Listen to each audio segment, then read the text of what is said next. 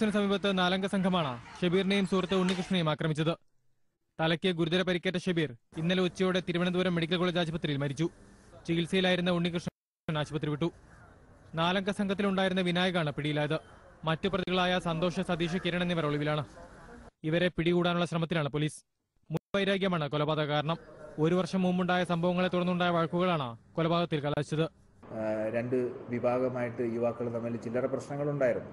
പക്ഷെ ഒരു anti social activity എന്നോ അല്ലെങ്കിൽ അതൊരു തുടർച്ചയായ ആക്രമണ പരമ്പര അങ്ങനെയൊന്നും ഉണ്ടായിരുന്നില്ല. സംഭവ സ്ഥലത്ത് ഫോറൻസിക് സംഘം പരിശോധന നടത്തി. പോലീസ് സംഘം സ്ഥലത്ത് നിലയുറപ്പിച്ചിട്ടുണ്ട്.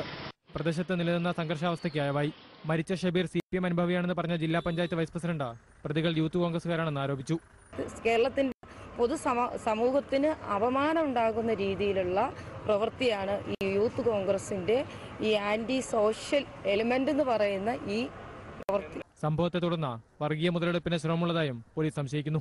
ഏഷ്യാനെറ്റ് ന്യൂസ്, തിരുവനന്തപുരം. വയനാട് റിപ്പൺ വാളത്തൂർ